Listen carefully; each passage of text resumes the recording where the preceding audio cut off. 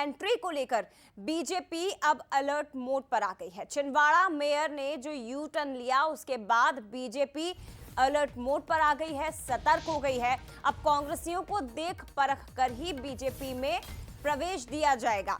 आपको जानकारी दे दें कि 20 दिन पहले लोकसभा चुनाव से पहले विक्रम अहाके जो कि महापौर हैं जबलपुर के, वो बीजेपी में आए थे।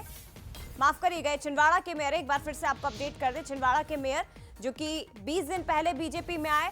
और आपको याद होगा कि जब चुनाव थे पहले चरण के, उसी दिन उन्होंने पाला बदल लिया और वापस कांग्रेस में शामिल होकर उन्होंने नकुलनाथ के समर्थन में प्रचार किया, कांग्रेस को वोट देने की अपील की। मोदी के दौरे के दौरान कई कांग्रेसियों के बीजेपी में क्योंकि आने की चर्चा है, ऐसे में मोदी की मौजूदगी में एक बड़े नेता की ज्वाइनिंग पर भी अब सस्पेंस बना हुआ है। तो बीजेपी में आना अब इतना आसान कांग्रेसियों के लिए नहीं होगा, क्योंकि जो छिंदवाड़ा में हुआ उसके बाद बीजेपी अब अलर्ट मोड पर आ गई है। और हमारे साथ इसी पर और ज्यादा विश्लेषण करने के लिए न्यूज एट शरद द्विवेदी जी इस वक्त फोन लाइन पर जुड़ गए हैं। शरद जी, छिंदवाड़ा में जो हुआ वो सभी ने देखा, क्योंकि हम सभी उस वक्त पहले चरण के चुनाव पर चर्चा कर रहे थे, वोट उस दिन डाले जा रहे थे और अचानक से छिंदवाड़ा मेयर बीजेपी से कांग्रेस में आ जाते हैं और नकुलनाथ को लेकर वोट की अपील करने लगते हैं।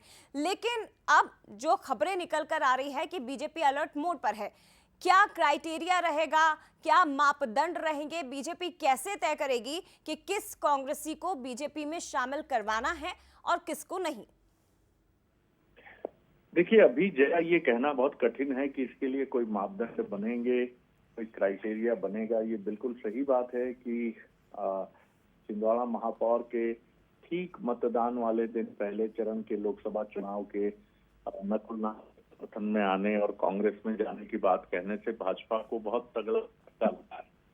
और उसके साथ एक बहस भी छिड़ी है कि क्या कांग्रेस से बीजेपी में आए ठीक स्थान नहीं मिल पाएगा, और जिसकी संभावना या आशंका इसलिए भी बनती है क्योंकि एक बहुत बड़ी पार्टी जिसमें 10 करोड़ से ज्यादा कार्यकर्ता हैं, वहां सबके लिए उनकी योग्यता के अनुसार काम तलाशना कोई आसान काम नहीं है।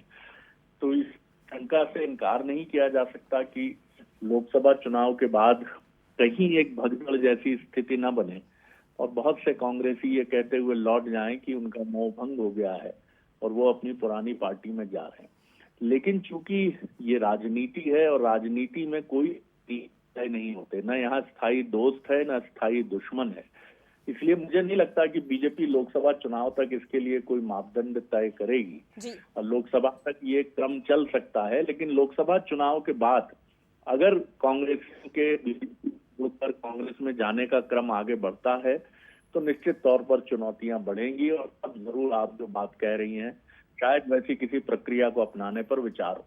जी बिल्कुल, लेकिन उसके पहले निश्चित तौर पर सर, हो सकता है अंदर खाने पार्टी ये तय करने की कोशिश करे कि ये कांग्रेसी अगर बीजेपी में आते हैं तो फिर ये बाद में वापस नहीं जाएंगे, ये कहते हुए कि मोह भंग हो गया है, यहाँ में बीजेपी में सम्मान नहीं मिल रहा है। फिलहाल शुक्रिया आपका शरद जी तमाम बातचीत के लिए, विश्लेषण करने के लिए। और सीधे आपको भोपाल लिए चलते, मुख्यमंत्री डॉक्टर मोहन यादव